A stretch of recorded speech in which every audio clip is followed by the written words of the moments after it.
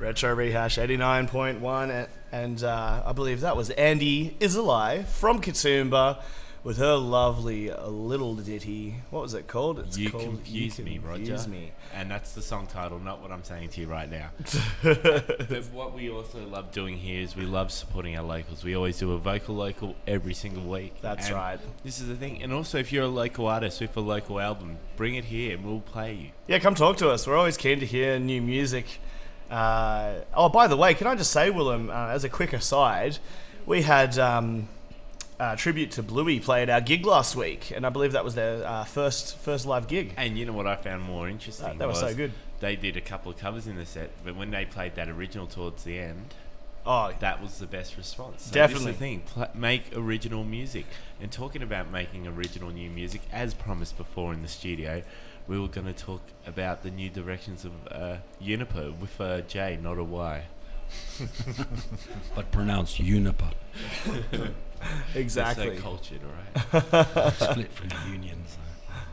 So yeah, tell us a bit about what's going on. What's the natural progression of the band at the moment? Well, as Andrew was alluding to earlier on, it's all about original music, and when we got started, I sort of had a catalogue of songs kind of ready for the polish that came with the rest of the band, and it was always about encouraging everybody to write and bring stuff to the band, and like I'm still writing, but Andy's obviously clearly been writing as well in the meantime.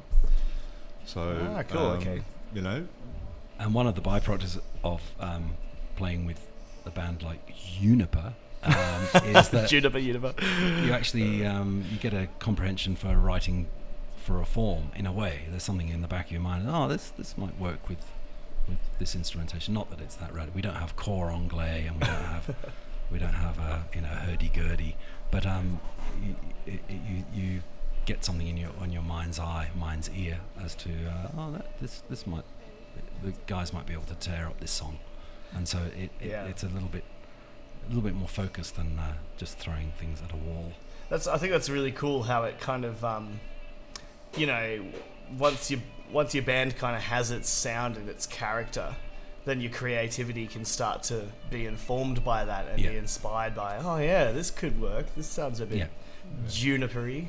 well, I don't think there was too many boundaries put on the band by that first album. Right, I don't think there was any pigeonhole we would have fit in if you listen to that, other than 9 different songs, 9 different genres. So do you feel perhaps that whatever comes, man, is good. do you feel that this writing process now, is it a little more honed in, or are you guys still kind of genre hopping? What do you reckon? A little bit of both, perhaps? Oh, look, for me, whatever comes, and then I take it to the band, and then it... I don't think you set out to say I'm going to write a samba, and we might play a song later on. I didn't even realise it was in 5/4 until I tried to record it in 4/4. Went, there's a beat missing, and which is a sort of good sign that you've written something in 5/4. Yeah. Oh, it feels like there's just something missing. That's right. But I only count to 4 when I play that. Yeah. That's fine. I got a soft spot for any irregular time signatures. It's irregular, keen. That one. But no, it's not. It's not a conscious decision to write in another milieu or pigeonhole. And it just sort of happens. It just happens, man. I think you guys are very fluid, and I think you seem to have a nice consensus whether it's working or it's not working. There seems to be a dialogue here. So how does this dialogue work? Does it work musically? Do you actually say something about it, or is there some sort of body language? Generally, it's something that's, I think, has come out of something like jazz, and you just play it, and the more someone says, "Oh, don't do that," then the more it dies in the proverbial backside, and it's just better to let people play and do their thing. And I think looking back to being in my 20s, there was always someone, the bandmeister, telling you to do this, play this is the drum beat you want, and it's But great it sounds to be like a bit more mature and go, well, just let people self-express against the self-expression sessions, because you guys are music maestros, you're plural.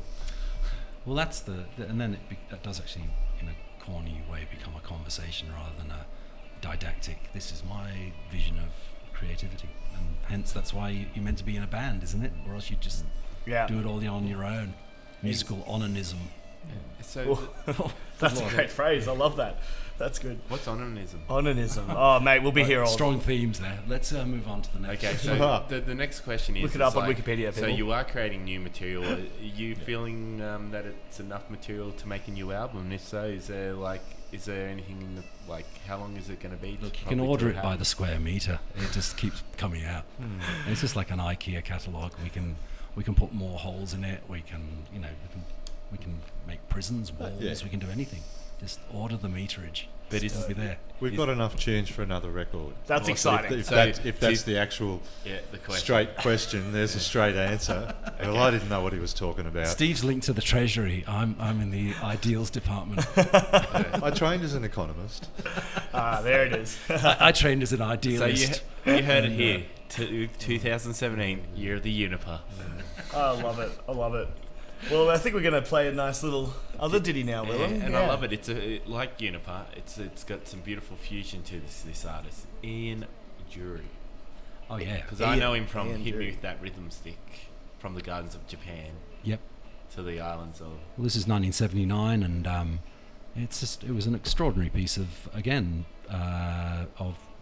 moving poetry, rap, slam, whatever you want to call it. It was well before Grandmaster Flash, and he had a great band behind him, great poet, and And the funk, he just so and the much funk, funk. he had it all in there. But he also had sort of like the body language of the lead singer of Joy Division sometimes. Yeah, well, as that was because of his polio, wasn't it?